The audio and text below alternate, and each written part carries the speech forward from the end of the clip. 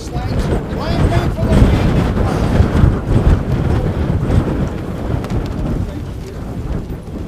James Coverdale is going to dismount.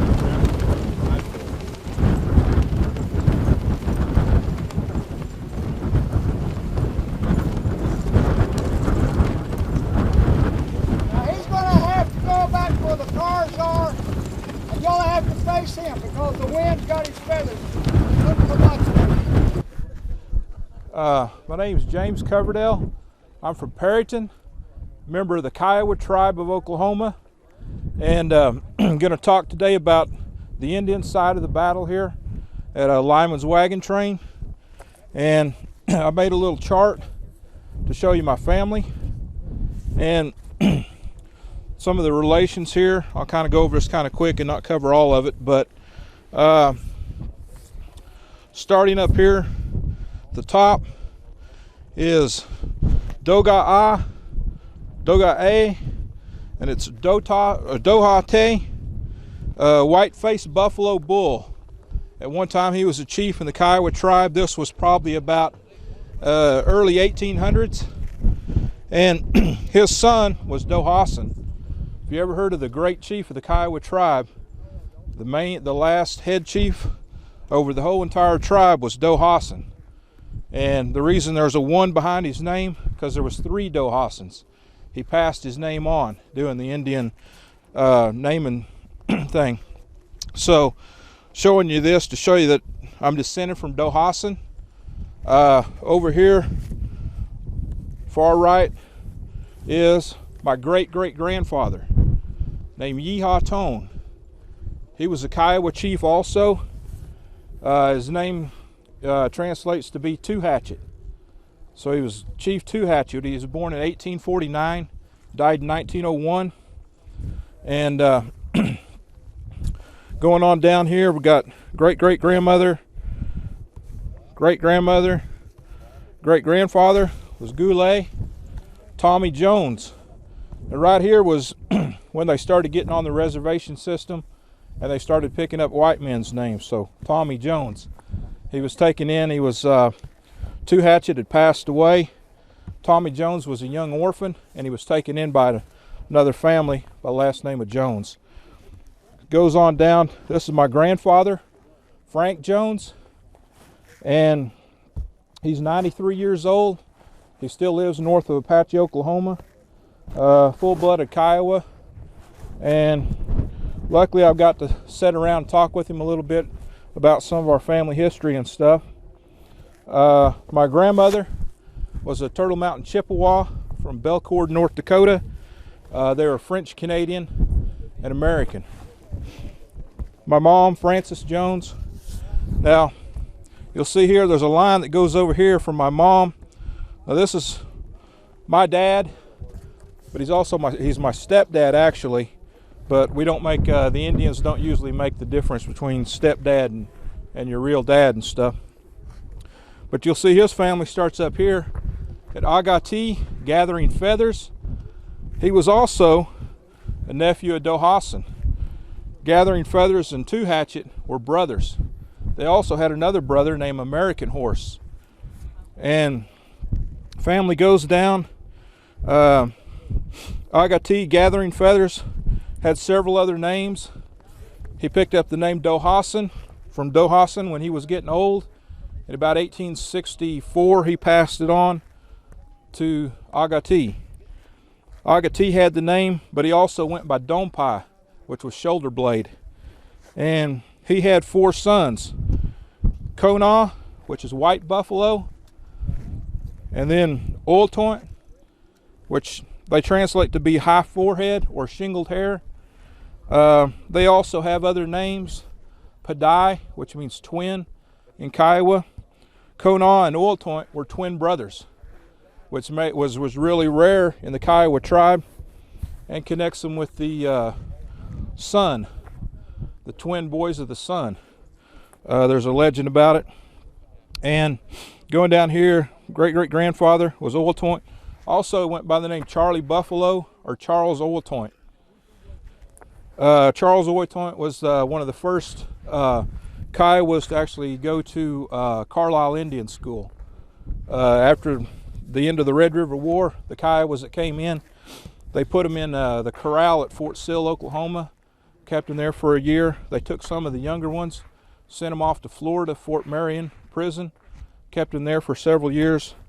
They took some of the prisoners and sent them off to Carlisle, and Charles Oiltoint was one of the first ones to do that. Go down here, great grandfather George Oiltoint, grandfather Barney Oiltoint, and my dad Barney Oiltoint Jr. So this is my family relation here.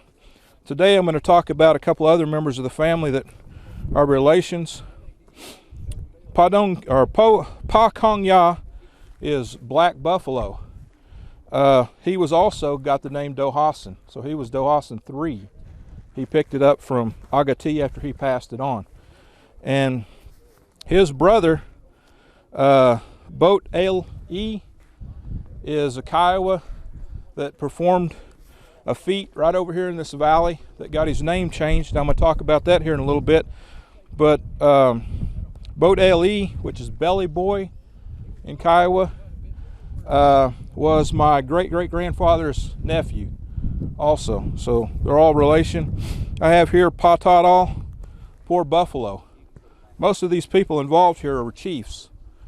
We come from the Kata band of Kiowas, known as the Biters.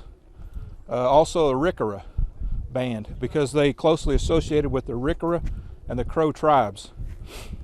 And this is pretty much my relation. I'll set it out where people can look at it if they want to later on. Kind of set the place where we're at now. Y'all can see the Texas Panhandle, Oklahoma, and the start of this battle actually kind of goes back to Medicine Lodge Creek, 1867, when they had the treaty, and they confined the Kiowas over to the reservation in this part of Oklahoma. Before that, they roamed over all this area here, along with the Comanches, Southern Cheyenne, Arapahoes, and they eventually were placed on a reservation here. They weren't treated real well. A lot of their supplies didn't show up. Things that were promised to them didn't show up. So a lot of the Kiowas were kind of dissatisfied with living on the reservation area. And they're basically just kind of looking for some way to get trouble going. Well, here at Anadarko Agency in August 22nd, 1874, is the start of the breakout and the start of the Red River War. After there'd been some trouble over here at Adobe Walls in June, the troops were kind of gathering at forts because they were going to decide to make one big sweep through the area and clean out all the hostile Indians. And over here on August 22nd at Anadarko, the Wichita, the Caddo, and the Delaware Indians were getting their rations issued to them, and the Comanches and the Kiowas showed up and started kind of giving them a hard time and started taking their rations from them. And the reason they didn't get along too well, the Caddo, the Wichita, and the Delaware were scouts for the Army. Their tribes had scouted and helped the Army against the Kiowas and Comanches before. So down here in Anadarko, some trouble started at the agency. Several people were killed. The Kiowas and Comanches looted a store that was down there, took a bunch of stuff. They headed down this way along the Washita River, and they were afraid the troops from Fort Sill were going to come up and attack them. So some troops did show up. Wasn't much of a battle, but they went to disarm a Comanche named Red Food. And they went to his camp, told him he had to turn over all his weapons, including his bows and arrows, which they'd never had him turn in before. So as the soldiers were going through the camp collecting the weapons, the Kiowas were kind of hiding at the edge of the camp, and they started teasing the Comanches about having to give up their bows and arrows. And they started calling Red Food's warriors women if they turned over their weapons. So eventually they kind of goaded them into not turning in their weapons. The Army started a skirmish with them. There was a gun battle. the Indians decided to take off and go out onto the State Plains area, and the Comanches kind of headed down here to the North Fork of the Red River. And this shows a general direction of travel and not really the actual trail they went. It was just kind of in this general direction. The Kiowas headed out this way, went over here to Elk Creek, went north to the head, camped, turned around, went south again, decided to head on back out. About the time they were here fixing to cross Elk Creek, the Kiowa tribe had kind of split up into two different tribes. The Peace Kiowas, which were living and were going to decide not to fight the reservation system, and then my family members, which are the Guhale Kiowa. Guhale means antelope, and that's generally what they call the State Plains area, is the antelope area. And my relatives talked with a person that Kicking Bird had sent to the camp to try to convince everybody not to run away and come back, and they decided to go ahead and head on out into Texas. So they took off, headed out here. We're camped over here by Gageby Creek, down this way a little farther. And while all this was going on, the Army started their movements of the troops. Major Price was coming out of here. Now it says Fort Bascom, but he either came from Fort Union or Fort Bascom, or he possibly went from Fort Union to Fort Bascom and then headed that way. He was traveling along the Canadian River. He split up his command, sent some of his soldiers to where the Adobe Walls was with supplies and his cannon, one of his cannon, and then he headed on this way to meet up with Miles on his trail. Miles had left Fort Hays, went to Fort Dodge.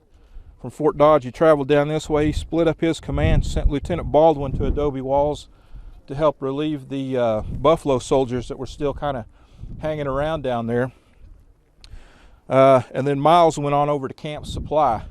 Then Miles went down the trail, eventually looking for Indians, found some Cheyenne and I believe some Comanche down here at the Mulberry Creek, and they fought the first battle of Paladura Canyon down that way, August 30th, 1874. While he was down there, he ran out of supplies, so he sent Captain Lyman, back up the trail, and he was supposed to meet a supply train pretty close here to the Canadian River and transfer supplies and bring them back to Miles. Well, while all this was going on, the Indians were scattered through the area. The Indians had scouts out, several camps were out through the area. When Lyman was coming back up there to meet the troops and Baldwin was heading across this way, they captured a Kiowa by the name of Tejon, which he turned out he was a Texan that had been captured and raised with the Kiowas. He was with his family moving the camp, and some of their horses went missing, and he went back down the trail to go find them. When he was looking for them, he ran into some soldiers, Lieutenant Baldwin and 3 or 4 other soldiers. They captured him, realized he was actually a white person and not an Indian, but he was dressed like an Indian. So they turned him over to Captain Lyman, and they had him captive for a while. Lyman came up, got their supplies, turned around. We're headed down the trail coming across this way.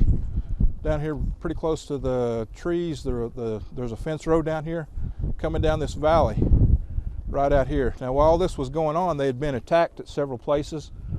I think there's some Cheyennes had caught them down this way earlier, and we're just kind of skirmishing with them, not trying to hold them or anything. They came along. The Kiowas were camped over here on the other side of the Washita Creek, and some of the troops, or some of the Kiowas, were scouting up north, and they seen the troops coming across. And Boat LE was one of the scouts, and they seen somewhere down here, they were on a hill, they seen the troops moving along. They sent word back to the camp that there was some troops coming, so they got up a bunch of warriors and came up this way, and they met them just right down here in this little valley. And it's kind of this area where they've mowed it off over there. If you look on the side of that hill, it's right in that area there is where the wagon train was eventually stopped. and the Kiowas charging around, shooting at them. The wagon train got caught here on September the 9th and started the longest battle of the Red River War period. Ended on September the 14th. So they had them here held up. Meanwhile, while all this was going on, the Indians are coming up, bringing up more people, and they originally were charging, trying to get close to the troops. There was a small detachment of cavalry with the wagons that were trying to keep the Indians from getting up close to the wagons. There was infantry with them, and they were fighting near the wagons. And eventually, after they pinned them down for several days, they were running low on water. And so the troops were breaking into the supplies and drinking peach juice out of the cans and things like that to get water. And eventually it got so bad that they decided to try to get some people to go get some water down here at the creek or down somewhere along there. And one of the people that volunteered to go with them was Tejon. He said something about showing them the way or something. Anyway, he snuck out with them at night, and he eventually escaped from them and showed back up at the Kiowa camp and said, well, they're low on water. If we keep up the attack, you know, we might win. The troops, Captain Lyman sent a scout to sneak through the lines and go back up to Fort Supply to try to get some relief or some aid for them. And let's see, I'll set that here. Now I'll talk about the next kind of part of the battle. This is a ledger drawing of the battle. Lyman's a wagon train. You can see the Army wagons and the Indians around. And what had happened was the soldiers eventually dug like foxholes and were fighting out of the foxholes and stuff. You can actually still see the foxholes down here. You can go down and you can see the depressions in the ground where they were. The Indians did the same thing. They were up on the ridges. After they couldn't break through the lines, they just took to shooting at them from long distance. So the Indians broke out their knives and stuff and started digging holes and set up here. And this ledger drawing commemorates Boat L.E.'s heroic feat that he did. He charged through the wagons 4 times. Some Kiowas were getting ready to make a charge, and they were behind a hill getting ready, putting their war paint on, getting everything just adjusted right, making their medicine and stuff. And they were going to charge over the hill, go down through the wagons, and come out the other side. And when they were getting ready, some of their relatives wouldn't let them do it because they realized it was too dangerous. They'd probably be killed. And Boat L.E. was young. He was about 17 years old at the time. And like I say, he comes from a family with a lot of high status and stuff, but he hadn't really been a warrior at this time. So he wanted to kind of get some honors, things like that. And he got ready to make a charge, stripped down to his breechcloth, moccasins, and apparently he had some type of saddle on his horse. It was probably a pad saddle with like a surcingle wrapped around the blanket on the horse, and had some feathers in his hair. Charged down through the horse, or through the soldiers, pretty close to him the first time. They were all shooting at him. Now at this time, guns fired black powder. So whenever they fired, there was a huge cloud of white smoke out in front of them. So with enough people firing, they actually kind of blocked their view of what they're shooting at. So as they're shooting, they're providing him with some cover to come through there.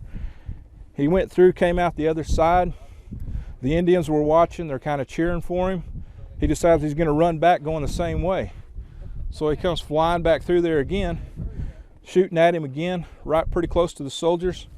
I guess they didn't get a lot of target practice at moving targets and stuff, so they got close to him, but they never actually hit him. Came through, came up on the ridge again, stopped, decided he was going to make another charge. People were telling him, you know, don't do it. You made it twice, don't do it. Charged off again, went through there, and on the third time as he went through, he was wearing a white blanket wrapped around him, like I have my trade cloth blanket wrapped around me.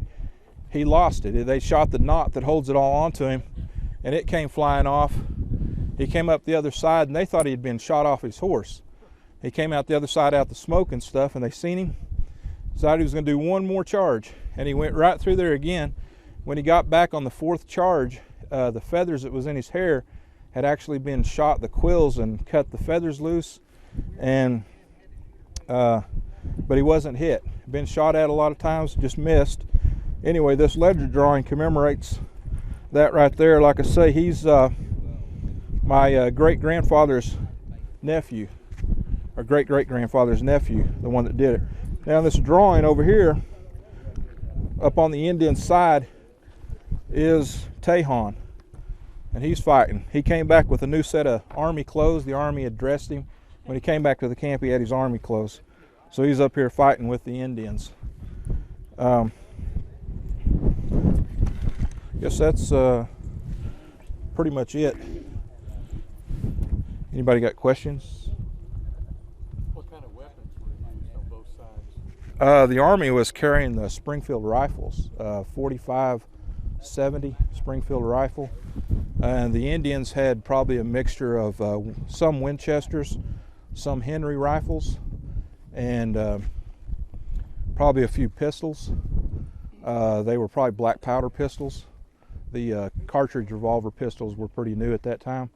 The Army had just been issued their cartridge revolvers. And probably some black powdered rifles, also bows and arrows and lances, things like that. Anybody else? Questions?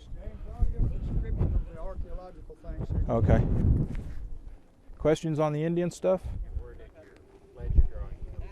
I made it. Why did they go on? Why did what go on? Why did they go on?